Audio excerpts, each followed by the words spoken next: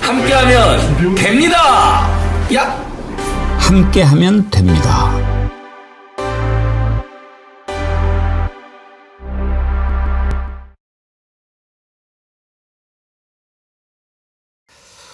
여러분 안녕하십니까? 백운기입니다. 헌재 선고가 늦어지면서 온갖 억측이 난무하고 국민들은 지금 피를 말리는 심정으로 하루하루를 이어나가고 있습니다.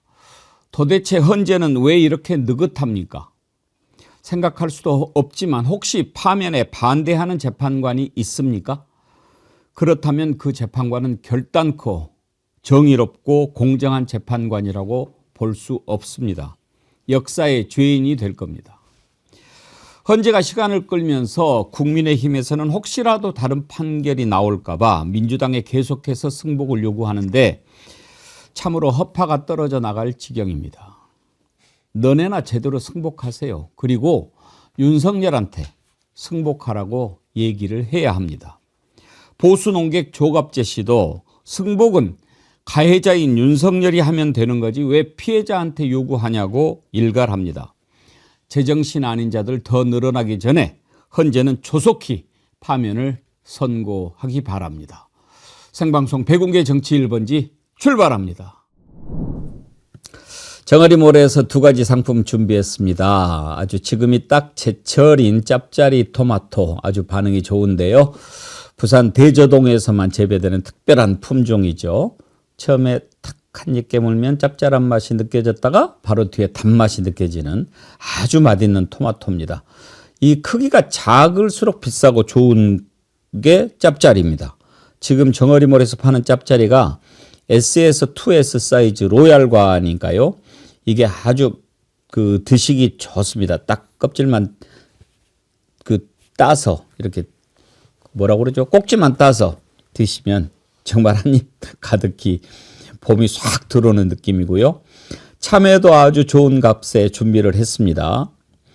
요새는 하우스에서 수확을 하니까 당도가 오히려 더 높다고 해요. 성주 참외 3월부터 수확을 하는데 당일 수확해서 산지 직송으로 바로 보내드립니다. 성주 꿀 참외 여러분들 드시고 요즘에 힘이 좀 나야 될 때죠. 그럴 때 정어리몰이 좋은 상품 준비했으니까 이것 드시고 힘내시기 바랍니다. 여러분. 세 분 패널 함께합니다. 김진애 전 의원님, 전혜연 민주연구원 본장님, 김남국 전 의원님 어서 오십시오. 네, 안녕하세요. 이제나 저제나 하는데 김진애 의원님 오늘쯤은 그래도 선고 날짜는 밝혀야 되지 않겠습니까? 내일 나올 거예요. 아, 내일? 뭐 제가 하도 14일을 장담을 했거든요. 저는 뭐 2달 동안 14일이다, 14일이다 노래를 부르니까 14일 안 나고 나니까 저 그날 밤에 예. 오한으로 쓰러졌어요. 갑자기 막 오돌 떨리더라고요. 예. 그래서 지난 토요일 날 그 장관을 이룬 광화문에도 못 갈 정도로 링겔 맞고 막 그랬는데 그래서 이번 주일은 조금 넉넉하게 시간을 잡고 제가 20일 또는 21일로 잡고 있는데요. 뭐 이유는 이렇습니다. 물론 오늘이나 내일 남으는 저희들은 정말 지금 단식 농성하시는 분들부터 고생하시는 분들 너무 많아서 마음이 많이 편해지겠지만 대선 날짜를 생각을 하면은요. 수요일 날 잡기도 좋고 해서 이번 20일이나 21일 날 나오는 게 전체적으로는 가장 확실하다 이런 생각이 들고요. 그 다음에는 이제 저는 지금은 헌재 재판관님 많은 여러 가지 걱정 불안이 있으시겠으나 저는 이렇게 생각하시면 될 것 같아요. 헌재 재판관이 법 상식과 법 일반 사람들의 법 감정을 가장 많이 잘 아는 사람이다. 그래서 깐깐하고 꼼꼼하고 아주 까칠하게 지금 잘 판결문을 쓰기 위해서 후환을 좀 줄이기 위해서 열심히 노력하고 계시는 거로 그렇게 보고 있으렵니다. 마음이 좋죠. 사실 지금 시간상으로 보면 평일에 시작한 지도 2주가 훨씬 지났고 김남국 의원님 네. 이 정도면 결정문 초안은 나왔지 않겠습니까? 사실은 종합적으로 여러 가지 쟁점을 정리한 절차가 끝났다고 봐야 됩니다. 변론 절차를 10일 11차례 거쳤는데요. 11차례 거치는 동안 평의를 계속해왔습니다. 그러면서 피청구인 측이 주장하는 여러 가지 절차적인 문제에 대해서 문제가 없다라고 하면서 다 결론을 내려왔거든요. 그럼 그 결론 내린 것들은 그냥 결론을 내린 것이 아니라 헌법재판관 8명이 일치된 의견으로 여러 가지 문제가 없다라고 하면서 정리를 계속해서 해왔기 때문에 변론 종결 후에 이미 종합적인 여러 가지 쟁점 정리는 다 끝났다고 봐야 될 것 같습니다. 그래서 이제 왜 이렇게 늦어지냐라고 하는 건 사실 너무 답답한데요.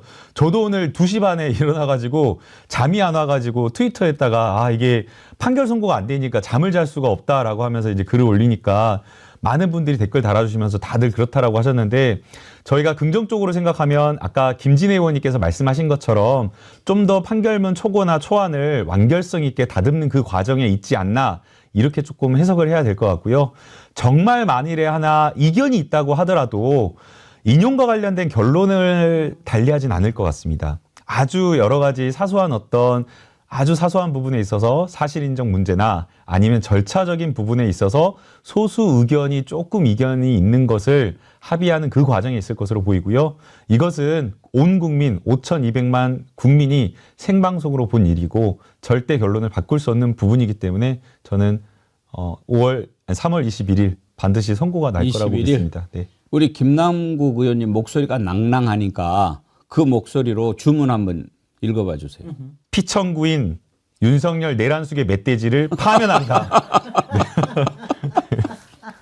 이렇게 좀 시원하게 했으면 좋겠습니다. 바로 그 시각에 대통령직은 이제 완전히 바로 끝나는 겁니다. 그렇더라고요. 바로 주문 시각에 끝나는 겁니다. 예. 네. 그러니까 오늘 그 어떤 기사를 봤는데 네.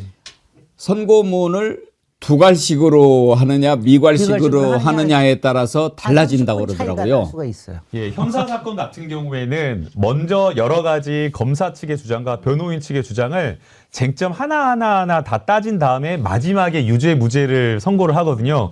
그러니까 사실은 형사재판 법정에 가 있으면 마지막에 유무죄 말할 때까지 사실은 굉장히 피고인들이 조마조마합니다. 그런데 이제 헌법재판은 조금 달리해서 이제 헌법 실무 제요라고 해가지고 판결문 쓰는 절차와 형식이 정해져 있습니다. 그래서 만약 일치된 의견이다, 8명 일치된 의견이다라고 하면 주문이 제일 맨 뒤에 나가고 이유를 먼저 설시하면서 쟁점 하나하나를 이제 격파해 나가면서 이제 설시를 하고요.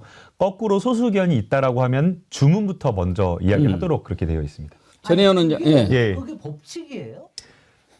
형사소송, 그렇게 되는 게? 예, 형사소송이 아니라 헌법재판소 이게 규칙으로 이제 봐야 될 것 식으로 같습니다. 그렇게 되는 아니 이게 헌법재판소가 2023년에 펴낸 헌법재판 실무 제요라는 게 있어요. 해설서라고 한 게 있는데요. 예, 여기에 보면 헌법재판소의 선고 방식은 일반적으로 전원 일치 의견인 경우에는 먼저 이유의 요지를 설명한 후 나중에 주문을 읽고 미걸씨. 전원 일치 의견이 아닌 경우에는 법정 의견과 다른 의견이 있음을 알리면서 먼저 주문을 읽은 후 나중에 이유의 요지를 설명하는 방식으로 이루어진다. 네. 이렇게 써져 있대요. 그건 상당히 대중의 심리를 잘 파악을 한 가이드네요. 그렇죠. 네네. 그러니까 지난번에 지금 우리가 2번 경험을 했잖아요. 네. 박근혜 때 노무현 때. 근데 두 가지가 좀 달랐나요?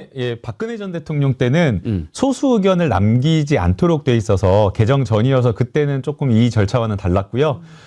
노무현 전 대통령 때는 그랬고요. 박근혜 전 대통령 때는 개정 후여서 소수 의견을 남기도록 한 뒤여서 그 뒤로는 이 2023년도 실무 제요가 그대로 적용되고 있습니다. 네. 그래서 지난주에 목요일 날 선고가 되었던 이 검사 3명과 최재해 감사 원장에 대한 선고도 이 절차에 따라서 판결문이 선고가 되었습니다. 한 가지만 더 여쭤. 네. 그때의 소수 의견이라 함은 반대자를 얘기하는 게 아니라 그 중에 일부 항목에 대한 소수 의견까지. 맞습니다. 그런 네, 거죠. 맞습니다. 별개 그렇죠, 의견, 그렇죠. 예, 별개 의견 또는 소수 의견이라고 하는데요. 인용은 같다고 하더라도 여러 쟁점에 있어서 다른 의견, 별개 의견이 있으면 남길 수가 있습니다. 나는 이런 의견은 있지만 예, 찬성한다. 네. 맞습니다. 이렇게 가는 거죠. 예, 예. 이게 미치는 영향이 크기 때문에 무조건 전원 일치가 나와야죠. 아유, 당연합니다. 지금 국가가 정말 사실상 내전 상태다. 국민들이 이렇게 치고 먹게 하고 사실상 뭐 무정부 상태처럼 운영이 되고 있기 때문에 헌법재판까지에서 오히려 8대 0의 결론을 내주시고 또 이견이 없도록 하기 위해서 지금 굉장히 마무리를 하는데 시간을 조금 들이시는 게 아닐까 생각이 드는데, 근데 문제는 국민들 입장에서는 하루하루가 정말 1분 1초가 너무 길게 느껴집니다. 민영배 의원이 지금 단식 8일 차인데 어제 눈이 왔어요. 굉장히 추워지면서 발전기가 고장이 나서 더 추위에 아마 더 건강이 악화된 것 같다. 이렇게 이제 박수현 의원이 전하고 있고요. 그리고 민주당 당원 중에 한 분이 지금 광주에서 윤석열 파면 피켓 시위를 하다가 쓰러졌는데 돌아가셨습니다. 그래서 많은 국민들 입장에서 정말 피가 말리는 심정을 기다리고 있는데, 헌재에서 일치된 의견을 내주셔야 오히려 이런 국가적 혼란도 좀 마무리가 되고 빨리 수습이 될 수 있지 않을까 생각이 듭니다. 저도 김진애 의원처럼 19일 날 이제 공지가 돼서 21일 선고가 될 수 있을 거라고 생각을 하는데요. 정어리 의원 여러분들, 그날 우리가 다 같이 국민이 결국 이겼다, 윤석열을 파면했다, 이렇게 외쳤으면 좋겠습니다. 저기 제가 꿈을 꿨는데요. 예지몽을 꿨는데 머리에 헤어롤을 말고 광화문에 나가는 꿈을 꿨습니다. 그거 기억하십니까? 예. 지난번에 박근혜 전 대통령 이정미 재판관이 머리에 재판정에 나오시면서 머리에 헤어롤을 말고 나와셔가지고 그날 그게 아주 화제의 장면이 돼가지고 그날 광화문에 나가는 모든 여자들이 머리에 헤어롤을 달고 나갔어요. 기념사진. 근데 제가 그런 예지몽을 꿨으니까 여러분들 안심하라고 제가 얘기하기는 좀 어렵고요. 저는 근데 이거는 있어요. 그러니까 최근에 안에서 나오는 얘기가 뭐 확실하지는 않으나 몇 재판관이 몇 가지의 절차적인 문제에 대해서 지적을 한다. 근데 그 지적을 한다라는 게 사실은 약간은 시간을 지연시키려고 하는 그런 의도가 있는 게 아닌가 하는 생각이 들고요. 그에 따라서 그런 부분이, 왜냐하면 여기서 어떻게 나오느냐에 따라서 나중에 형사 재판에도 영향을 끼칠 수가 있기 때문에 그런 부분에 하나하나를 아주 세심하게 정교하게 만들려고 하는 노력 아닌가, 저는 그런 생각은 좀 들고 있습니다. 주진형 전 한화증권 대표죠. 네. 페이스북에 이렇게 글을 올렸어요. 다들 그렇겠지만 나도 속이 부글부글해서 한마디 하고 싶다. 헌법을 수호할 의무를 진 자가 9년을 동원해 국회를 막고 국회의원을 무더기로 잡아가려고 했다. 이런 자를 탄핵하는 걸 확정하는 게 이렇게 시간을 끌 일인가. 다음에 헌법 개정하면 탄핵 과정에서 헌법재판소 역할을 없애야 한다. 의원 3분의 2 탄핵이면 충분하다. 대신 그에 따른 선거에 출마하게 하면 된다. 그러셨어요. 네. 투동님, 예상하기로 헌재 재판관들은 정치적 현황을 눈치 보면서 소극적으로 이재명 대표 2심 선고일 3월 26일 이후 윤석열 탄핵 판결을 내릴 것으로 예상합니다. 지금 이런 얘기들이 국민의힘에서 많이 나오는데요. 그게 무슨 상관입니까? 이재명 대표 2심 선고일하고. 이건 좀 뭔가 자꾸 그 본질을 흐리려고 하는 그런 차원에서 나온 것 같은데요. 박주민 의원 얘기를 한번 듣고 우리 패널들과 의견 나눠보겠습니다.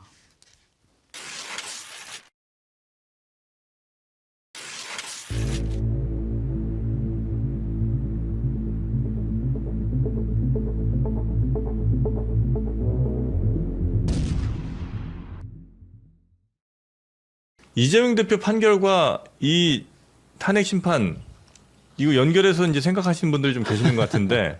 네, 나경원 의원이 얘기했어요. 근데 진짜 네. 황당한 게, 저도 오늘 아침 인터뷰하면서 그런 질문을 받았는데 네. 진짜 황당하거든요. 네. 전혀 별개의 사건 아닙니까? 네. 별개죠. 전혀 별개의 사건이고 전혀 별개의 법 논리가 적용되고 전혀 별개의 사람을 대상으로 하는 건데 왜 연계해야 돼요?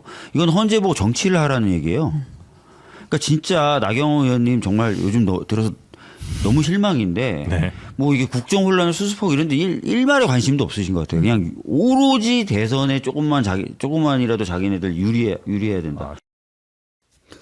말이 안 되잖아요, 김진애 의원님. 아니, 나경원은 저 얘기한 건 딱 뭐냐면은 네. 인용은 확실하게 된다. 다만 시간을 조금만 늦춰다오. 그리고 나도 대선에 출마할 수 있을지 모른다. 이 얘기를 하고 있는 거예요. 나경원은 지금 완전히 꼭지가 돌았는데, 완전히 꼭지 돌았잖아요. 이 양반은 그동안 특히 윤석열 정부에 들어와서 윤석열과 김건희에게 완전히 팽을 당해 왔었고, 그리고 그동안 한동훈한테 당했고, 그다음에 지난 총선에서도 여러 가지 또 이재명 대표한테 원한을 또 품었고, 근데 지금 유일하게 마지막 본인으로서의 정치적인 생명을 이어갈 수 있는 마지막 찬스가 이번에 극우 지지자들의 지지를 얻어서, 그러려고 하면 윤석열의 마음을 얻어서 일종의 점지를 받아야 된다. 그래야 혹시나 김문수 대타가 될지도 모른다. 저는 그걸 보고 이렇게 얘기하죠. 꽁 대신 닭이 될지도 모른다. 근데 그러다가 닭 쫓던 개 신세가 될 것이다. 하여튼 저는 요즘에 제일로 이상한 사람이 제일 나경원이에요. 이상한 사람이에요. 나경원 의원 별명이 팽팽팽. 팽팽팽. 사실 나경원이 이제 이명박 캠프에서도 이렇게 좀 본인이 주권을 잡다가 나중에 이동관에게 밀렸다 해서 그때도 한번 팽당했다 말이 있었고요. 박근혜 때도 팽당했어요. 네, 박근혜 때도 팽. 윤석열 정부에서도 당대표 나가려고 했는데 정말 세게 뒤통수 맞고 팽 당해서 별명이 팽팽팽입니다. 근데 어찌됐거나 저 정도 선수의 판사 출신 의원이 저런 행보를 한다는 게 저는 너무 안타까운데, 첫 번째는 사실 윤석열 구치소로 불렀을 때 쪼로로 달려난 거니까 제가 다 비애감이 느껴지더라고요. 저 지역구 주민들이 창피해서 어떻게 고개를 드나 이런 생각이 들었고, 요즘에는 윤석열 스피커다, 윤석열 아바타다라는 말까지 나오는데, 일각에서는 혹시 김건희의 메신저 역할을 하는 거냐, 김건희의 시종이다, 이렇게 말이 나오고 있습니다. 어쨌든 제가 보니까 국민의힘의 요즘 상태가 정말 조국 대표님의 말씀에 대해서 너희들 쫄았지. 왜냐하면 이제 이재명 대표에 대한 지지가 계속 높은 편이고, 각종 여론조사에서 보면은 압도적으로 여권에, 그러니까 지금 여권이죠. 국민의힘에 어떤 주자가 나와도 압도적으로 이기는 수치가 굉장히 많거든요. 그렇다 보니까 쫄아서 그런가? 이런 생각도 듭니다.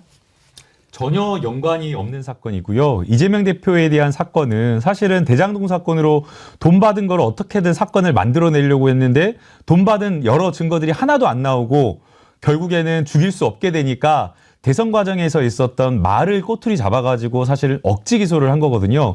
그렇기 때문에 이 공직선거법으로 이재명 대표를 죽인다라고 하는 것 자체가 불가능한 것인데, 이걸 연관 지어가지고 이거 공직선거법 3월 26일 뒤에 헌재 판결 선고를 해야 된다라고 하는 것 자체가 엉뚱하고 정말 기가 막힌 이야기 주장을 하고 있다고 생각합니다. 그래서 앞서 이제 우리 박주민 의원님과 많은 패널 분들께서 요즘에 나경원 의원이 왜 이런지 실망스럽다는 말씀하셨는데, 나경원 의원님 요즘부터 그런 게 아니라 예전부터 그랬고요. 예전부터 실망스럽고 이상한 분이셨고, 정말 최근 들어서 이상한 주장을 하고 있는데 전혀 받아들이지 않을 걸로 생각이 됩니다. 특히나 이제 공직선거법과 관련되어서 처음에 항소심 재판부가 그 재판을 하면서 정재호 고등법원 부장판사가 이거 공소사실 다시 특정해야 된다, 공소장 변경이 필요하다라고 이야기를 했거든요. 일반 그냥 재판 합의부 재판부에서 이야기를 했다라고 하면 그 의미가 좀 달라질 수 있겠지만, 지금 항소심 재판부는 대등 재판부이고, 대등 재판부에 각각 부장판사 한 명 한 명이 다 부장인데, 한 명의 표결권을 가지고 있는 부장판사인데, 그분 중 한 명이 이 이야기를 했다라고 하는 것은 이대로 공소사실 변경, 공소장 변경하지 않고 공소사실 특정하지 않으면 재판 항소심에서 할 수 없다라는 이야기를 사실상 했기 때문에 조심스럽지만 무죄를 기대하고, 무죄가 나온다고 한다면 도대체 나경원은 그 이후에는 뭘 기대해야 할 것인지 그걸 묻고 싶습니다. 그리고 이재명 대표에 대한 이제 테러 위협 때문에 보안이 강화되고 있습니다. 사실 이재명 대표는 실제로 피습을 당했고, 국민의힘의 배현진 의원도 이제 흉기로 머리를 좀 다친 일이 있고, 지금 사실 모든 정치인들이 어떻게 보면은 테러 위협 가능성이 있다고 봐야 됩니다. 그렇다면은 이거는 어떤 정당이냐를 떠나서 이런 테러가 절대 일어나면 안 되고, 폭동을 일으키면 안 되고, 헌재에 승복해야 된다라는 일치된 목소리를 내도 시원치 않을 마당인데, 이재명 대표 테러 위협이 자작극일 가능성이 있다라는 식으로 발언한 건 정말 망언입니다. 이거는 최소한 국회의원으로서 해야 될 발언은 아니라고 생각을 하고요. 향후에 국민의힘에서 헌재에 대해서 과격한 발언하거나 이렇게 망언한 의원들에 대해서는 징계를 해야 된다고 저는 생각이 듭니다. 아니 근데 저 아까 얘기했을 때 옛날에 똑같다 하던데, 나경원 의원님 말이죠. 예전에는 그래도 예쁜 척이라도 했어요. 착한 척이라도 했고 고상한 척이라도 했습니다. 그게 뭐냐면은 나름대로 그쪽 진영에서는 중도 보수에 대한 어필이 좀 있다라고 하는 거로, 그래서 본인의 생명력을 유지했던 사람인데, 지금요, 이거 지금 나경원의 문제는 뭐냐면은 자기가 그토록 갖고 있던 조그만큼의 지지만큼도 다 팽개쳐 버린 거예요. 왜냐하면 이제는 아무도 없다. 그러니까 이제는 윤석열 이후에 구구밖에는 없다라고 하는 이런 생각이고요. 저는 요새 권성동 의원이 지난 일요일 날 승복 운운했는데 지금 승복해야 될 사람은 딱 세 사람입니다. 첫째 윤석열, 예. 둘째 김건희, 셋째 나경원. 요 세 사람만 승복하면은 확실하게 됩니다. 김건희만 승복하면 윤석열은 승복하게 돼 있고, 예, 뭐 김건희가 시키는데 윤석열이 말 안 들을 수 있겠습니까? 그죠. 왜 저한테 눈빛을 이렇게 보냈어요?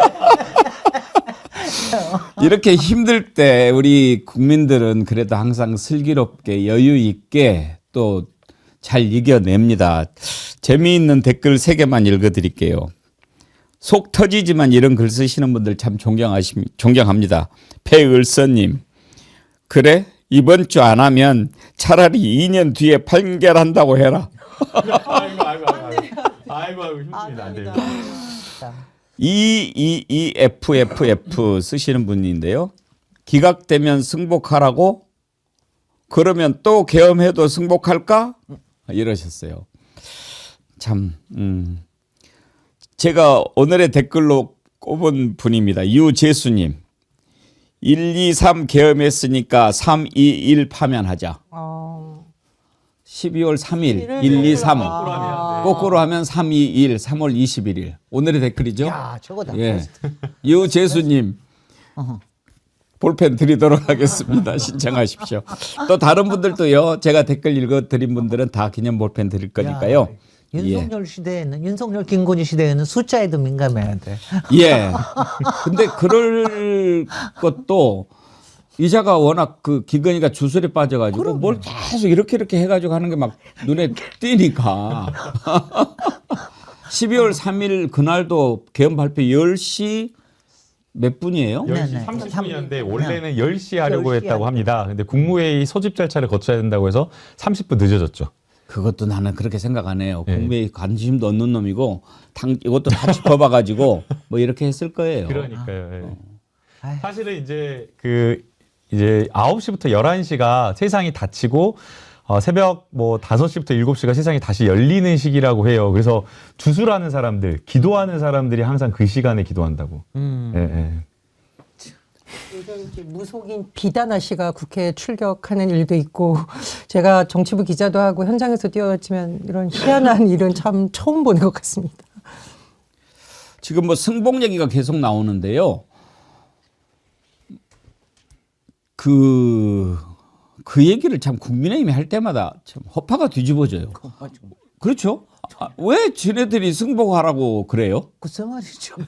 쟤네들이 승복하면 되지. 아니 정말 조갑재 씨가 예. 정말 가끔은 그 한번 인터뷰 여기에 모시세요. 가끔은 정말 아니야 자꾸 이렇게 딱 부러지게 얘기를 하시잖아. 아니 승복은 누가 하냐? 가해자가 승복한다고 미리 얘기를 해야지. 어떻게 명확하게 얘기를 하는 게 아주 똑부러지셨어요, 그는.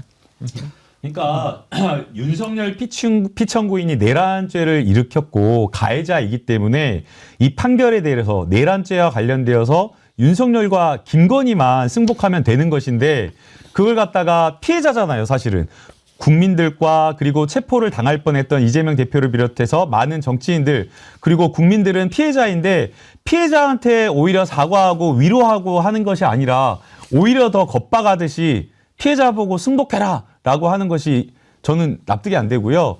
앞서 우리가 방송하기 전에 혹시나 기각 나오면 어떡할 거냐라고 했는데 저는 승복 못할 것 같아요. 어떻게 이 판결, 이 헌재의 기각 결정에 승복할 수 있겠습니까? 저는 승복 못할 것 같습니다. 그 외에 네. 뭐 이렇게 가끔 종교인들께서 뭐뭐 천국, 뭐뭐 지옥 이런 거 들고 다니시잖아요. 저는 만에 하나 그런 일은 없지만 영화 속에서 상상을 해본다면은 저는 민생지옥, 건의천국 이거 들고 진짜 거리로 나갈 것 같습니다. 아니 그 조갑재 선생이 이렇게 표현했는데 와닿더라고요. 다른 사람들 끌어들이지 말라. 구차하게 이재명도 끌어들이지 말라. 이재명이 계엄령 선포했나. 중인 환시리에 벌어진 살인 강도 현행범 재판을 하는데 판사가 무죄 석방 판결하면서 피살자 가족들에게 승복하라고 하면 어떻게 될까? 이건 마치 회사 지배 구조를 뒤엎겠다고 깡패를 사내로 불러들인 부사장에 대한 징계 절차와 비슷하다. 왜 피해자인 야당이, 국민이, 회사 사장이 징계 결과에 승복해야 되느냐. 야당과 국민과 회사 사장은 피해자인데 가해자 동격으로 취급해서 같이 승복해라고 하는 것은 정의의 법칙에 위배된다. 아니 그 승복 얘기를 자꾸 하는데요. 그 논리도 이해가 안 되지만 원래 국민의힘 하는 것 중에 제가 이해되는 게 없습니다. 근데 지금 왜 자꾸 승복 얘기를 할까? 저걸 이제 선전전이라고 생각하는 모양이죠. 그러니까 두 가지, 저는 두 가지로 해석을 하는데, 하나는 이제 지지자들을 약간 오히려 약간 좀 이렇게 나중에 흥분을 시키려고 하는 이런 목적도 있고요. 저는 근데 사실은 이게 두 번째가 더 크다고 생각하는데, 권성동도 권영세도 윤석열에 대한 지금 일종의 경고입니다. 저는 뭐 경고라기보다는 애원이라고 생각이 되는데, 윤석열, 김건희에 제발 승복한다고 말해줘. 제발 관저에서 바로 나오겠다고 말해줘. 제발 지지자들한테 이상한 메시지 보내지 않겠다고 말해줘. 제발 대선 후보자들한테 뭐라고 이상한 소리 좀 하지 말아줘. 일종의 저는 그런 애원이라고 생각이 되고, 그렇게 안 하다가는 큰일 난다, 자기네들이. 왜냐하면 자기네들은 지금 이게 인용될 거라고는 지도부에서도 다 알고 있는 거예요. 그렇지 않으면 큰일 나기 때문에 저는 그렇게 하고 있다고 생각이 되고, 그 심정은 이해가 가나, 윤석열 말이죠. 조금 이따 또 얘기하겠습니다만, 최근에 그 경호처에 있던 친구를 지금 한 달 반 만에 돌아와가지고 바로 자르는 거 보세요. 징계하는 거 보세요.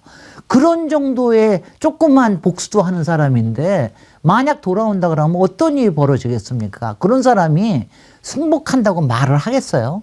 지금 온갖 자기의 보복 리스트만을 작성하고 있을 거예요. 그리고 이건 누구 시키고, 이건 누구 시키고. 아, 끔찍합니다. 생각만 해도 끔찍합니다.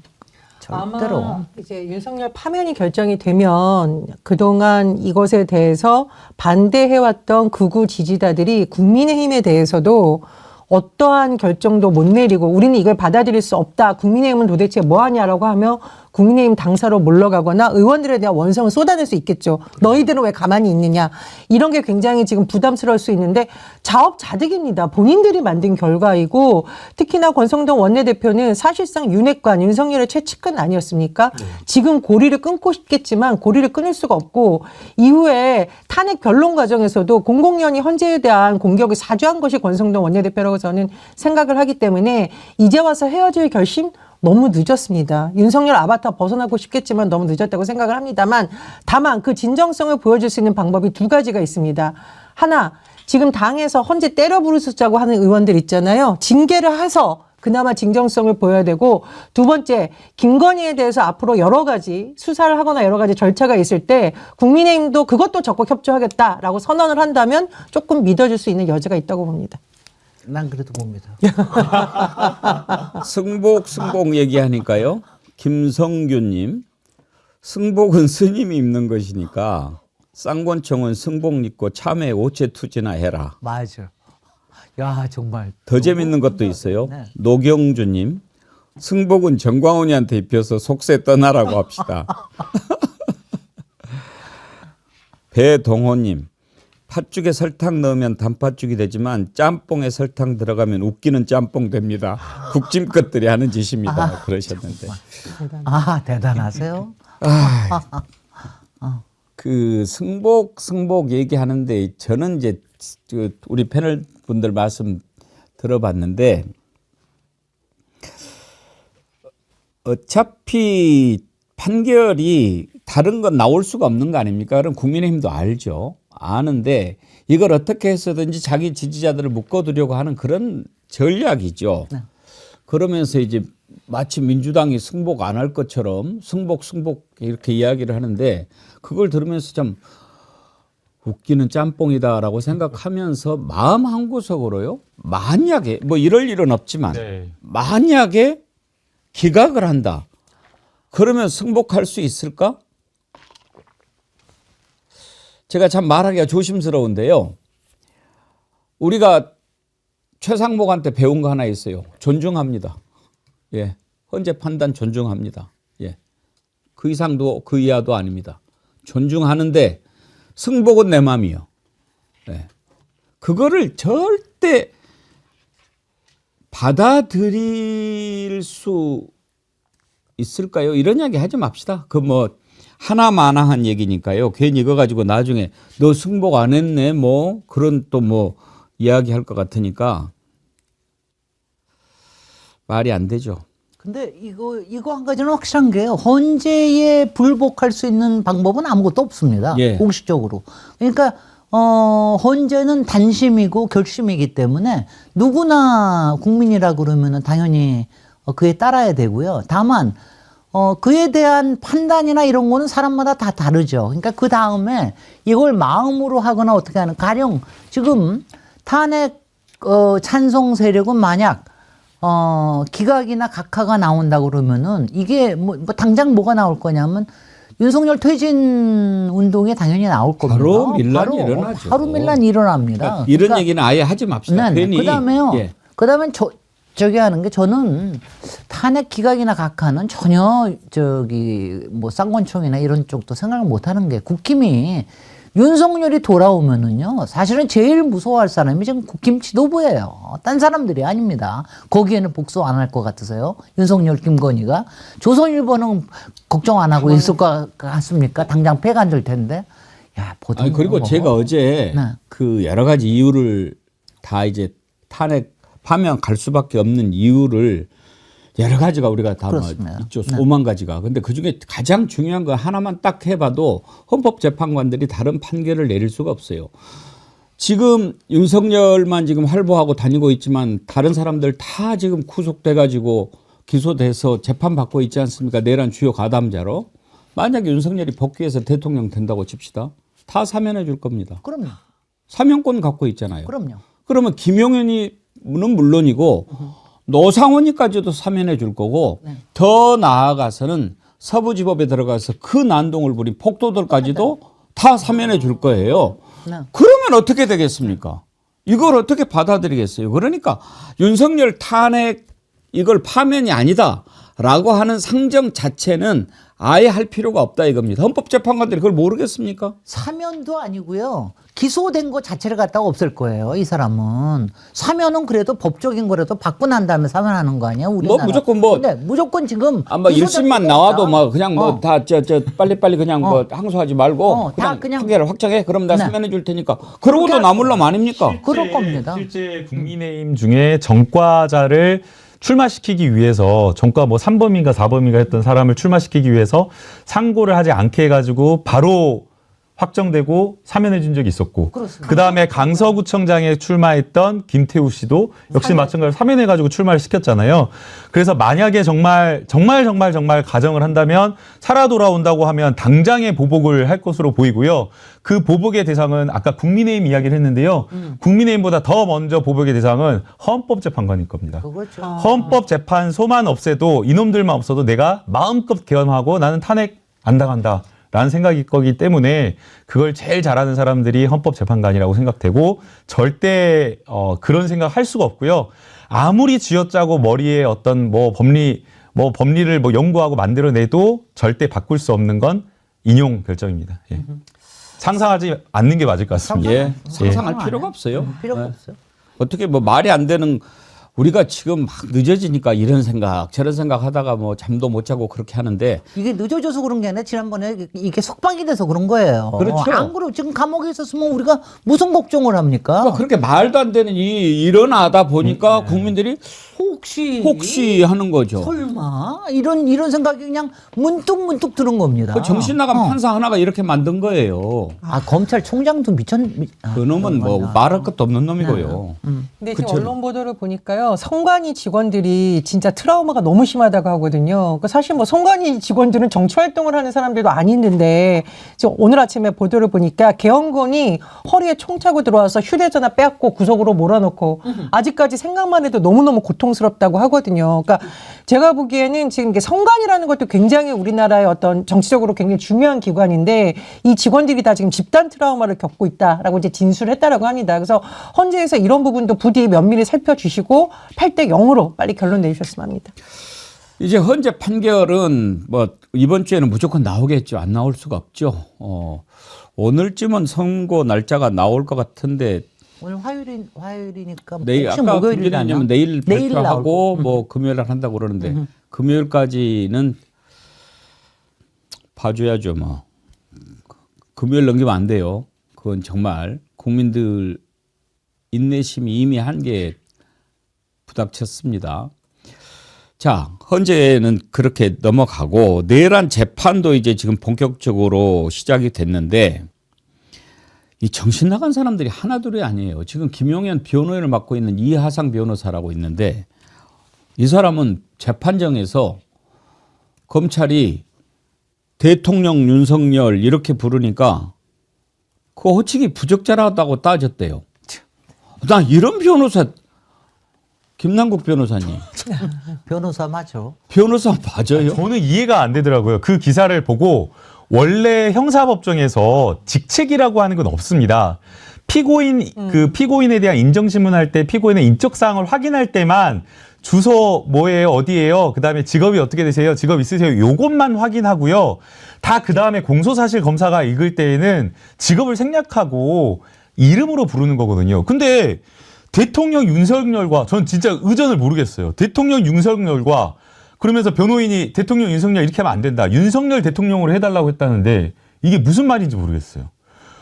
이걸 바꿔서 말을 해야 된다? 그 다음에 또 심지어는 각하라는 발언까지 나왔다라고 이야기를 하는데 지금 이 상황에서 도대체 왜 이 윤석열 피고인 내란 수계에 대한 호칭이 중요한 것인지 이해할 수가 없고요. 그리고 또 계엄의 원인과 배경을 이야기를 하면서 이재명 대표, 야당 대표인 더불어민주당 이재명 대표를 언급해달라고 했다고 하는데 변호사가 이건 변호사라고 보기가 어려워요. 이 사람도 거의 뭐 윤석열급의 약간 정광훈, 윤석열, 김용현급이라고 전 생각을 하는데요. 엉뚱한 이야기를 하는 거거든요. 공소사실은 그야말로 공소장에 있는 사실을 그대로 읽는 수준으로 설명하는 것에 불과한 것인데 거기에 태클을 걸면서 저런 엉뚱한 이야기를 한다는 것 자체가 변호사로서의 자격 자체가 없고 변호인을 떠나서 상식적인 사고를 하지 못하는 사람이 아닌가라는 생각이 듭니다. 전혜원 원장님, 저 이하상 변호사 가는 사람이 어디 출마도 했었죠? 예, 지금 그런 걸로 파악이 되고 있는데 저는 제가 사실 이제 법조인들한테 좀 취재를 해보니까 그 윤석열 대통령이나 이런 내란과 관련된 인물들의 변호인단에 합류한 인물들 중에 일부가 사실은 이제 굉장히 출마를 염두에 둔 거 아니냐. 그래서 일부러 방송이나 이런 데 튈 수 있는 발언. 그러니까 윤석열을 뭐 충성하는 게 아니라 지지층을 자극하기 위해서 그러는 거 아니냐라는 좀 생각이 드는데요. 저는 김용현의 발언도 과간이에요. 검찰이 계엄 사유를 제공한 거대 야당의 폐악질을 축소하려 한다라고 했다라는데 폐악질은 윤석열 김건희가 하지 않았습니까? 그래서 지금 이 김용현도 제정신이 아니지만 김용현을 변호하고 있는 인물들도 제정신이 아니라는 생각이 들고요. 앞으로 이 사람들은 아마 국민의힘도 아닌 정광훈 당에서 출마를 꿈꾸고 있는 게 아닌가 저는 이렇게 좀 생각을 합니다. 아니, 말씀하시죠. 아니 실제로 좀 정확하게 말씀하신 게 지금 나와서 지금 윤석열 주변뿐만이 아니라 김용현 주변에서 지금 활동하고 있는 특히 법조인 관련되는 사람들은 다 정치적인 야망을 갖고 있는 사람으로 이번을 하나의 기회로 삼는 거고요. 그 다음에는 이제 법정에서 이런 얘기들을 하고 있는 게 지금 이 사람들 저는 다 시간 끌기라고 생각합니다. 시간을 지연시켜서 본질의 문제가 아니라 말초적인 문제를 건드려서 화제를 일으키고 그것 때문에 시간을 좀 지연시키려고 하는 작전을 지금 전반적으로 쓰고 있는 거라고 생각이 드는데 그게 뭐 변호인으로서는 또 할 수 있는 작전일 수도 있고 정치를 지망하는 사람으로서는 할 수 있는 그야말로 정말 하수죠. 제가 이하상 변호사님의 프로필을 좀 찾아보니까 저도 찾아봤어요. 예, 경력을 보니까 고개가 끄덕끄덕 예. 그렇습니다. 여러분 제가 경력을 말씀드릴게요. 아마 그럼 여러분들도 고개가 끄덕여질 건데요. 서울대 일단 법학 학사입니다. 법대 나왔고요. 그 다음에 소속 정당은 자유통일당으로 출마 이력이 있으시고요. 그 다음에 경력사항에 검사를 아주 꽤 오래 하셨네요. 예, 이걸로 설명을 마치겠습니다. 더 중요한 걸 또 있나요? 빼셨네. 예. 어디에? 자유통일당 전신이 국민혁명당에서 대선 경선에 출마를 하셨대요. 20대 대선 경선에 대통령 되겠다고. 매우 정상이신 분 같습니다. 그리고 이 이상한 변호사, 이상한가? 이하상?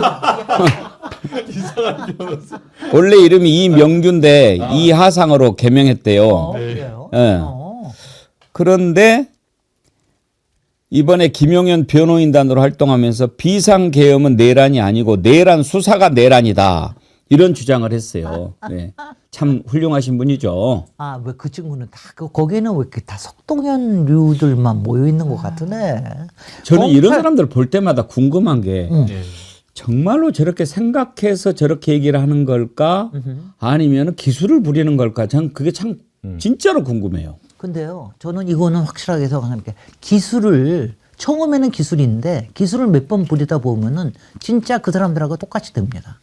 아니 왜냐하면 저도 아니 뭐 이런 제 목욕까지 얘기하면 안 되지만 저도 이제 어쩐 특정 요거를 나왔는데 요즘고를 나왔는데 평소에는 다 멀쩡한 친구들이야 이 친구들이. 근데 이런 얘기를 하다 보면 자기네들끼리 계속해서 굴러가는 패턴이 있어요. 그러니까 굴러가다 보면은 전혀 그렇지 않던 친구들이 이쪽 얘기를 해요. 근데 이 사람들은 맨날 그 끼리끼리 그 사람들끼리만 모여 있거든요. 그러면 점점 더 악순환으로 굴러 들어갑니다. 그래서 저는 지금은 아마 그 사람들이 거의 세뇌된 상태 정도가 아니라 완전히 집단 사고에 갇혀 있을 거라고 생각을 합니다. 그럴 거라고. 제가 찾아보니까 이하상 변호사가 그 서부지법 난동 사태 관련해서도 가담자들 변호를 있죠. 지금 하고 있다. 그럼 김영현 변호사 같은 변호사. 네, 지금 같은 맥락에서 계속 일을 하고 있는데 이거 검사들이 보면서 부끄러워서 얼굴을 들 수 있겠습니까? 내란숙의 윤석열도 검사 출신, 서부지법 난동 사태의 이 폭도들이라고 불리는 사람이 변호하고 있는 사람들도 검사 출신 변호사인데, 아직 검찰 개혁 자체가 아니라 이거는 검사들을 뽑을 때 기준을 아예 바꿔야 되는 거 아닌가? 아니 근데 전희원 박사님은 그런 얘기 하실 때 보면은 정말 순진하고 너무 착하고 너무 귀여워. 아니 그런 거 부끄러워하면은 그런 거 할 사람이에요. 정말 그럴 사람들이 아닙니다. 그리고 지금 또 이런 와중에 또 어떤 짓을 벌이고 있냐면은요. 이제 온갖 회유 또 막 작전을 들어가는 거예요. 어제 MBC 보도 혹시 보셨는지 모르겠는데 그 변호사는 무슨 변호사라고 그러더라? 그 곽종근 특전사령관 부인한테 전화를 걸어가지고 우리가 다 같이 잘 살 수 있는 길이 있다. 뭐냐? 민주당이 회유해가지고 내가 거짓말을 했다라고만 이야기하면 다 해결된다. 그리고 내가 다 뭐 뒤에서 봐주겠다. 이런 얘기를 했다고 그래요. 배모 변호사라는 사람이. 그러니까 참 곽종근 사령관도 이번에 지금 여러 가담자 중에 그래도 올바른 얘기를 계속 하고 있는 또 그 증언을 하고 있는 사람이잖아요. 부인도 대단하시더라고요. 부인이 대단하시다. 예. 더 이상 연락하지 마세요. 잘못했으면 벌을 받아야지요. 그리고 뭐 그런저런 얘기 나오는데 우리 남편은 그런 사람이 아닙니다. 그렇게 얘기를 했더라고요. 부인도 참 대단하다. 군인의 아내는 잘해야지요. 그렇습니다. 네.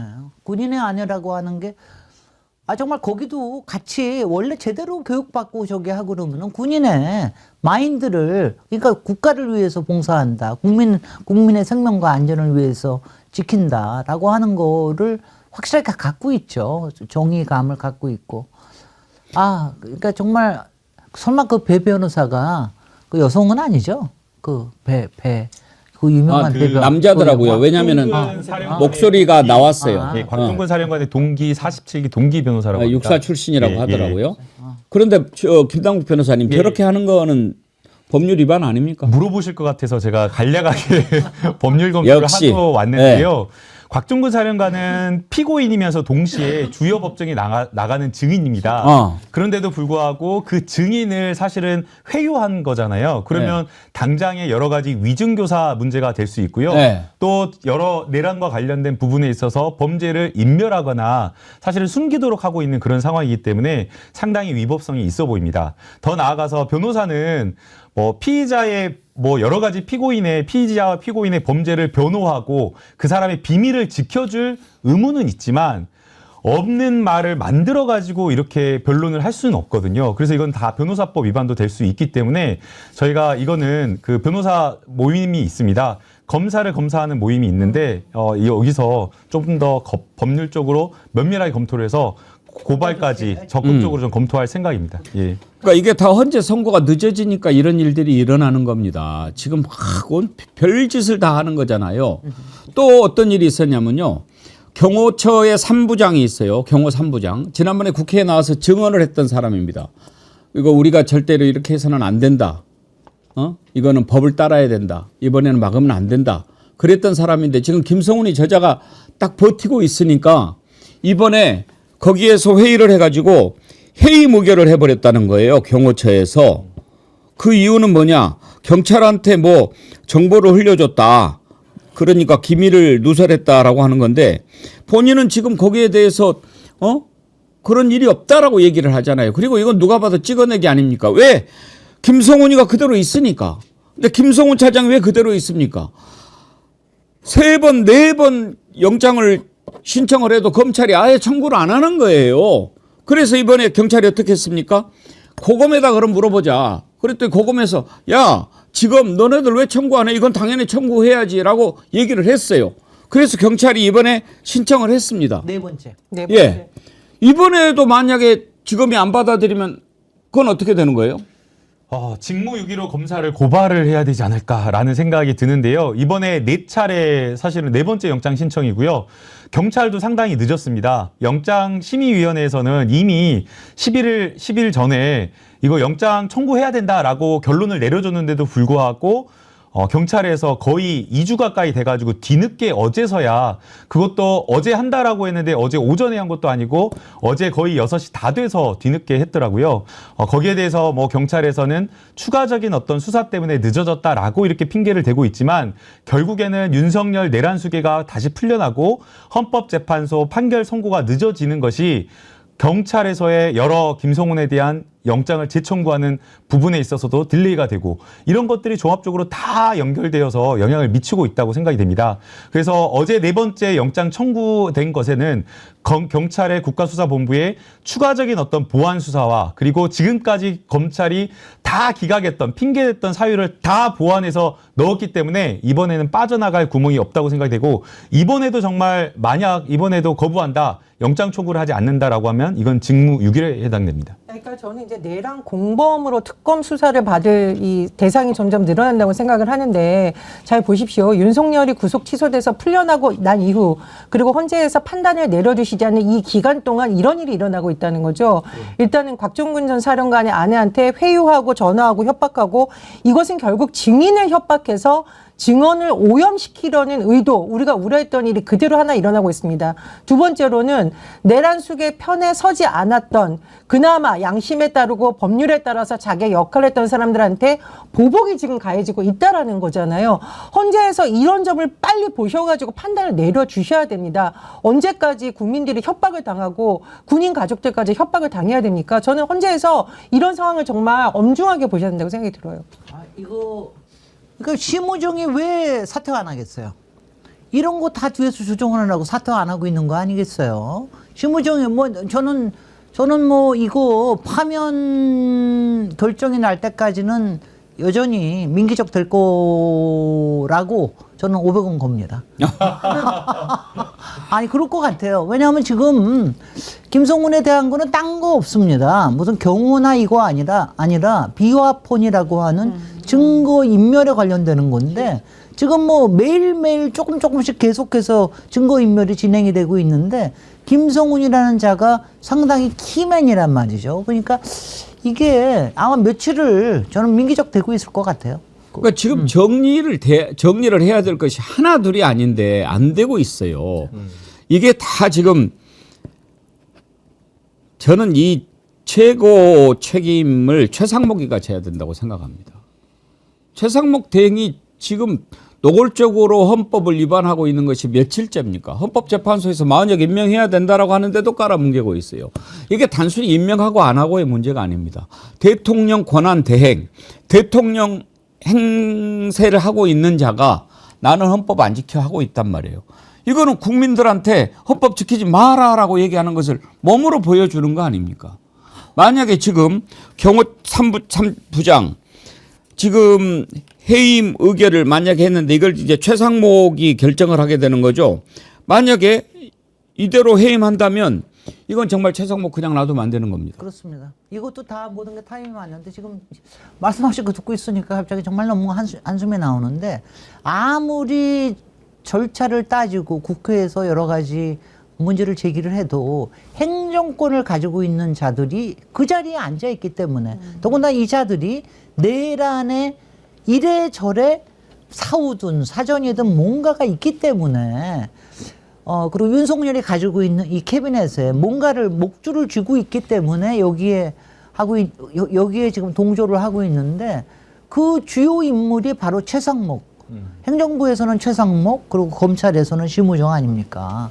그러니까 지금 바로 이 그러니까 경호처장에 대해서는 심우정.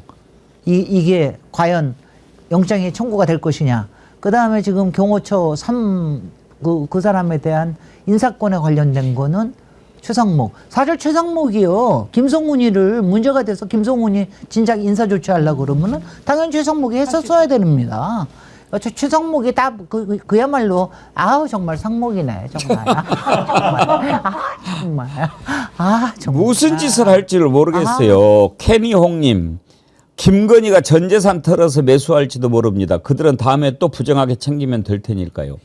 별 걱정들이 지금 다 나오는 거죠. 지금 윤석열이 뭐 하고 있겠습니까? 윤석열, 김건희.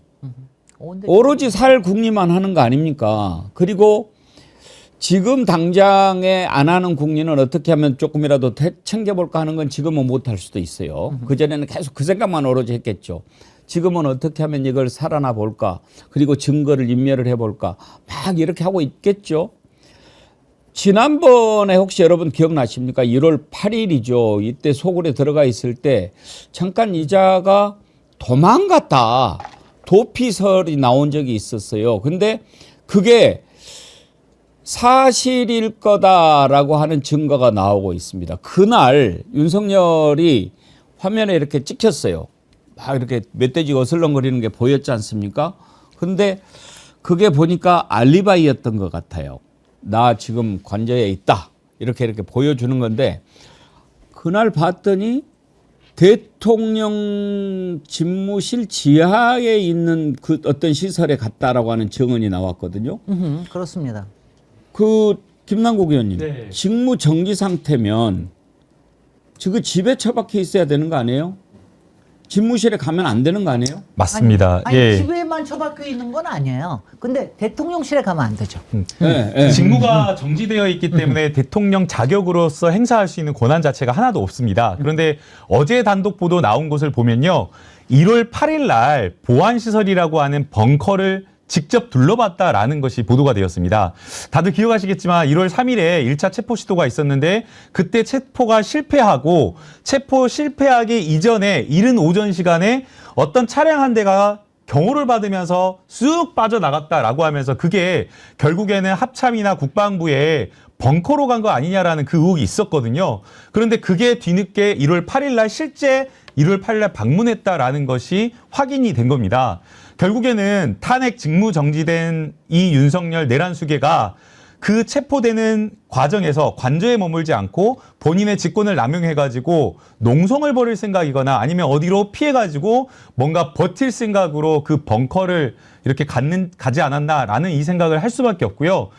1월 8일 날에는 그냥 잠깐 둘러보고 빠졌다라고 하는데 지금 걱정되는 것은 탄핵 선고가 인용된 이후에도 또 김성훈을 비롯한 자기를 보위하는 일부 세력들을 데리고 그런 벙커로 숨어가지고 버티면서 안 나오는 그런 어떤 모습을 연출하지 않을까. 그러면서 또 국론 분열과 또 충돌하는 모습이 연출될까 또 걱정이 되는데요. 명백하게 아까 앵커님께서 지적하신 대로 탄핵이 되고 직무가 정지된 상태에서 국가시설을 방문할 수 있는 권한이 없기 때문에 아예 접근 자체를 막아야 된다고 저는 생각합니다. 근데 예. 단순 도피가 아니라 또 다른 계엄을 모의하는 걸로 한 게 아니냐라는 이제 말까지 충분히 나올 수 있다. 왜냐하면은 지금 대통령 경호처만 봐더라도 사실은 윤석열이 좌지우지하고 있는 거잖아요. 그리고 군에서도 보면은 본인들이 사병처럼 따랐던 인물들이 과연 다 지금 기소된 건 아니고 분명히 저는 있을 거라고 보고요. 그러니까 이게 도피설도 상당 부분 뭐 사실상 도피라고 봐야 되는 거고 거기에 모여가지고 2차 계엄을 할 가능성이 충분히 있었다. 그래서 지금 굉장히 위험한 상황이다. 저는 이렇게 생각합니다. 그때 당시 관련된 녹취들 한번 좀 먼저 들어볼까요? 예. 1월 8일, 1월 9일 이때 방송에 나왔던 내용들이죠. 제가 들은 정보로는 이미 용산을 빠져나와서 제3의 장소에 도피해 있다 이렇게 듣고 있습니다. 그런 제보를 좀 네, 제보를 받았습니다. 네. 뭐 더 확인을 해봐야 되겠습니다만은 아마도 이미 한남동 대통령 관제를 떠나서 제3의 장소에 있지 않냐 이런 판단을 해봅니다. 근데 아마 경찰에서도 그런 비슷한 소재 파악을 하고 있다라는 얘기를 저 어제 들은 바가 있어요. 아, 네. 이미 한남동 그 관제에 있으면은 굳이 소재 파악을 하고 있다는 얘기를 할 필요가 없지 않겠습니까? 아, 그렇게 네. 생각하시는군요. 그래서 공수처장님 말씀이나 경찰 그 브리핑을 들어보면은 제3의 장소를 피신하지 않았냐. 이게 사실 이게 잡범도 이런 잡범이 아닙니다, 이게. 용산으로 만약에 갔다면 그걸 본 사람이 있을 거고 네. 그 중에 한 사람이 지금 우리 이지훈 위원장한테 제보했다는 겁니까? 네, 네, 윤석열이 맞습니다. 용산 갔다는 용산에 얘기예요. 왔다. 용산에 왔다. 그 차량이 일반 보통 방탄차를 타지 않습니까? 방탄차도 아니었고 일반 차를 타고 갔고 보통 7, 8대가 우르르 다니는데 그것도 그렇지. 아니고 굉장히 소규모로 왔고 탈로날까봐. 네, 그리고 무전에서 원래 부위가 움직이면 다 무전이 나오는데 무전도 나오지 않았지만 얼굴을 확인하다 보니까 그 상황에 무전이 좀 바빴다고 하더라고요. 얼굴을 그래서 본인이 본 사람이 지금 제보한 거예요? 여기까지만 하겠습니다. 그러니까 지금 저런 걸 보면서 우리가 어떤 걱정을 하냐면요. 윤석열이는 어떤 짓을 저지를지 알 수 없는 자잖아요. 자, 그러면 윤석열을 파면한다. 땅땅땅 하면 그 시간부로 대통령이 아닌 겁니다. 그러면 어떻게 될까요? 박근혜 때는 짐 싸느라고 한 이틀인가 이틀이었어요. 사흘인가 있었죠. 네, 그렇습니다. 근데 그때는 박근혜가 집이 없어가지고 아니요, 집이 있었어요. 집이 저쪽에 삼성동인가 저쪽 그린벨트에 옛날 집이 마련한 게 있었나요? 있었습니다. 근데 얘는 지금 집 있잖아요. 아크로비스타. 바로 가면 되는 거죠. 근데 안 나올 것 같아요. 또 버틸 것 같아. 그러니까요. 나 인정 못해. 내가 왜 파면이야. 뭐 이러면서 거기서 버티고 있으면 그건 어떻게 돼요? 당장 잡아가지고 포획해서 끌어내야죠. 이제 사실은 그래서 이제 현재 선고에 대한 승복 메시지가 굉장히 중요한데요. 어제까지도 승복 메시지가 나오지 않고 있습니다. 어제 대통령 윤석열 측의 변호인은 승복할 대상이 없는데 무엇을 말하냐라고 이야기를 했고요. 용산 대통령실도 비슷한 입장이었습니다. 그래서 입장을 내지 않겠다가 대통령실의 오전까지 입장이었던 것으로 보이기 때문에 결국에는 윤석열 이 내란 수계가 탄핵이라고 하는 인용 결정을 받았을 때 방금 앵커님께서 말씀하신 것처럼 어디로 도피하면 차라리 그 도피한 제3의 장소를 찾아가지고 다시 구속을 하면 되는데 구속하는 그게 아니라 농성하면서 방을 안 빼는 그런 어떤 상황이 될 수도 있는데 이제는 그때는 탄핵 선고하면 선고한 주문이 딱 헌법재판관 말 떨어진 시점으로 주문의 효력이 발생하는 거기 때문에 경호처에서 그때부터는 신변 경호를 하면 안 됩니다. 그래서 그때는 아예 그냥 질질질 이렇게 해가지고 팔 드러내듯이 해가지고 바로 체포해야 된다고 생각하고 그 모습을 좀 생중계 좀 했으면 좋겠습니다. 아니 그런데 예. 그래서 우리가 어떤 상상도 할 수 있는데 사실 그때 도피했을 때 그때는 이런 얘기까지 있었어요. 그 옆에 다른 합참의장 관저의 예. 그 지하 벙커에 가서 예. 또 거기에 그 패닉 룸에 들어가서 숨어 있을 거다. 그럼 거기에 들어가 있으면 아예 꺼내주지를 말자, 굶겨 죽이자, 뭐 이런 얘기까지 나오고 별별 얘기가 다 나오고 막 그랬었는데 저는 사실은 도피한다는 생각까지는 당신은 못했을 거라고 생각해요. 오히려 지금 아까 전 의원님 말씀하신 대로 저는 증거인멸과 또 다른 모의 이거 두 개가 가장 가능성이 있다고 보는데 사실 지금은 가장 걱정이 되는 거는 근데 저도 똑같이 김남국 의원님 말씀하고 같은데 이제는요 별일이 다 있을 겁니다. 저 아까 말씀 아크로비스타 돌아가면 된다고요. 아크로비스타 주민들이 절대로 안 받아줍니다. 그러니까 그거는 불가능할 거고요. 아마 유일하게 갈 수 있는 데가 저 양평에 땅이 있으니까 거기다 컨테이너 하우스 해가지고 그쪽에다 가는 거 외에는 방법이 없을 텐데요. 아마 관저에 지금 걱정이 되는 거는 이제 관저에서 안 나오면서 하는 게 아니라 관저를 오픈해가지고 거기에 극성 지지자들을 그 안으로 다 끌어들이는 거예요. 그렇게 해가지고 농성을 하고 그 다음에는 이제 경호원들은 지금은 경호원들이지만 그 중에 일부는 바로 사표 쓰고요. 사설 경호원으로 신분을 바꿀 거예요. 그러면서 이제 그렇게 될 가능성도 있는데 그때가 되면 저는 갑자기 그 세월호 때 그 이우병원 생각이 나는데 그때가 되면은요 말씀드립니다. 그때는 법치를 그대로 지키는 것 외에는 다른 방법 없습니다. 그리고 바로 그렇기 때문에 지금 이제 국힘이 나서서 지금 승복을 하는 걸 권하고 해야 되는 게 이거는 국힘이 해야 될 일이에요. 이거를 다른 누가 할 수가 있습니까? 이거를. 왜냐하면 국가에서 할 수 있는 거는 법치를 지키는 것 외에는 없어요. 경찰력, 공권력밖에 없으니까. 윤상현, 나경원, 그렇습니다. 권영세, 권성동 이런 사람들한테 돈 좀 모아서 거처 마련해 주라고 하면 해줄까요? 그럼요. 할 리가 없지. 나중에 뭐 저거 해줄게. 죽고 못 사는 것 같이 저러는데 또 안 해줘요. 그럴 때는. 아니 근데 예. 이거는 있어요. 저는 지금 윤석열의 입을 다물게 하기 위해서는 어떤 짓이든지 국힘에서는 할 거라고 생각을 합니다. 그렇지 않을까요? 급하게 거처도 마련하고 그럴 거예요. 아까 김진애 의원님 말씀하시니까 호랑이님이 아사시키는 거 짱입니다. 국민 혈세로 밥 먹이지 맙시다. 그러셨어요. 정여림님. 끌고 물도 끊고 예. 가스도 끊고. 정여림님. 벙커에 들어가서 숨으면 잡아들이기 더 쉽죠. 번개탄 피우면 기어 나옵니다. 캐니홍님은 이런 상상을 하시면 곤란해요. 어느 날 갑자기 긴급 속보. 윤석열, 김건희, 성남공항. 저희와 가족들은 일본으로 망명합니다. 국민 여러분 그동안 감사했습니다. 건강하세요. 빠이빠이. 눈 뜨고 당할 수도 있다. 에이. 그런 일 안 생깁니다. 말이 안 되고 예 그런 걱정은 안 하셔도 되고 다만 지금 이렇게 좀 지치고 힘들 때요 힘든 시간을 보내는 팁 하나 알려드리겠습니다. 좀 즐거운 상상을 해보세요. 윤석열, 김건희가 윤석열 파면돼 가지고 그 소굴에서 징징 울면서 끌려 나오는 장면이 생중계되는 거. 그 다음에 윤석열이 파란색 수의를 입고 포승줄에 묶여서 조사받으러 나오는 거. 아마 근데 이놈아는 맞는 옷이 없었고 막 단추가 막 열려 있을 것 같아. 막 이렇게 막 그래갖고 막 이렇게 나오는데 그런 모습. 머리도 미는가? 아니, 머리는 기결수 되기 전에는 머리는 이제 다시 깻잎 머리로 돌아갑니다. 이제 헤어 메이크업 이거 못 그거 안 하고 되니까. 깻잎 머리로 다시 네. 돌아갑니다. 또 뭐 즐거운 상상 없어요? 저는 이런 상상했는데 예전에 이명박 정부 무너뜨릴 때 유모차 부대라고 해서 그 쇠고기 수입 반대하는데 엄마 아빠들이 이 유모차를 끌고 나왔어요. 그래서 이제 명박산성을 무너뜨렸다라고 하고 이번 계엄 사태 이후에는 응원봉 부대가 나왔습니다. 근데 요즘 제가 집회 현장에서 스카프 부대를 보고 있거든요.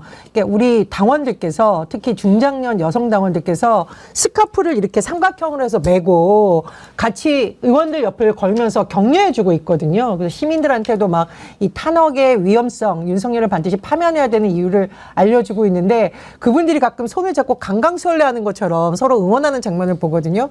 그래서 윤석열이 안 나오면 이 스카프 부대가 나가서 동그랗게 원을 사서 포위를 하는 거 아닌가 저는 그런 상상을 좀 해봤습니다. 국민들이 박근혜 전 대통령 때 이틀은 기다려줬는데 윤석열 같은 경우에는 하루도 못 기다려줄 거예요. 당장 기어 나와 소리쳐야죠. 근데 갑자기 제가 아까 세월호 유병원 얘기했잖아요. 예.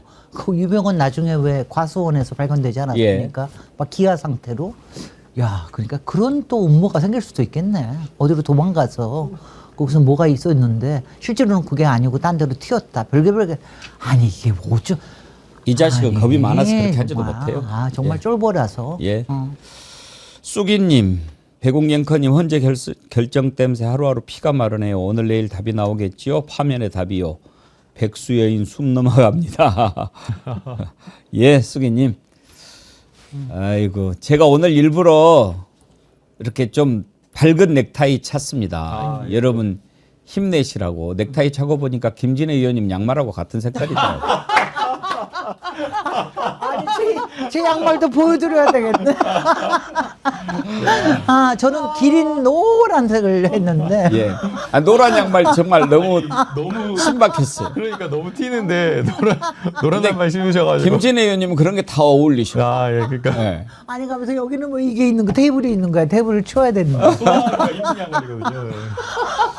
예. 제가 얘기해요. 요새 양말은요. 제 양말을 보여드리고 싶은 게 짝짝이가 달라요.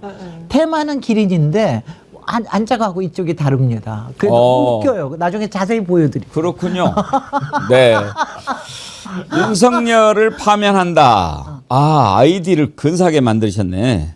윤석열을 파면한다가 아이디예요. 너무 좋네요. 예. 슈퍼챗 보내셨습니다. 최상목 메시지는 무엇을 의미할까요? 너무 불안해요. 최상목이 무슨 메시지 냈어요? 뭐 추가로 낸 게 있나요? 아, 예. 속보 뜬 건 없는데. 예. 그래요? 하여튼지 새봄이 오면 정리할 놈들 하나하나 다 있어요. 지금 다 또 방통위법 개정안도 거부권을 행사했구만. 이제 아주 거부권 행사하는데 재미 붙였네. 예, 그래 기다려. 그래. 기다려. 며칠 안 남았어. 며칠 안 남았어. 너 기다리고 있어. 너는 윤석열 파면돼도 탄핵이야. 예, 왜? 헌법을 중대하게 위반했기 때문에 이런 자는 헌법 질서 수호 차원에서도 그냥 놔두면 안 되죠. 예. 지금 너무 경제가 지금 이렇게 어렵고 그래서 그걸 생각해서 민주당이 지금 봐주고 있는 거지 지은 죄가 없어서 그러는 거 아니거든요. 그리고 명색이 이자는 기재부 장관 아니에요. 경제를 안다는. 지금 나라 경제가 어떻게 돼 있습니까? 작살이 났어요. 이번에 작살이. 민간 국가로 저기 한 미국의 에너지부는 경제 분야입니다. 그런 것도 모르고 뭐 했어 대통령 권한대행이라는 자가. 아유 정말 한심합니다. 예. 자, 오늘 1부는 여기까지 하도록 하겠습니다. 2부에서는 오늘 주불리 안보 특강 시간이죠. 민주당 김병주 최고위원님 모시고 민주당 분위기 그리고 최고위원은 좀 정보를 좀 알지 않을까. 근데 헌재 재판관은 이거를 누설하면은 큰일 난다고 그러더라고요. 네. 뭐 사법적으로도 처리 문제가 될 수 있다고 그러더라고요. 비밀 유출이 되는 거고요. 헌법재판관 8명만 들어가는 곳에서 여러 가지 뭐 보조하는 재판연구관도 함께 들어가지 전혀 않는다고 합니다. 그래서 혹시라도 자기가 뭘 들고 와야 되면 사실 보좌관이나 이렇게 부탁해서 가지고 들어올 수도 있는데 본인이 갔다 와야 돼. 본인이 직접 갔다 와야 되고 일체 그 보안이 철저하게 도감청이 방지가 된 회의실에서만 이야기하고 있다고 그렇군요. 합니다. 예. 아무튼 여러분 제가 말씀드렸죠. 좀 밝은 마음으로 즐거운 상상하면서 그래 좀 조금만 느긋하게 기다려 보십시다. 자, 1부 함께해 주신 김진애 의원님, 전혜원 원장님, 김남국 의원님 세 분 수고하셨습니다. 감사합니다.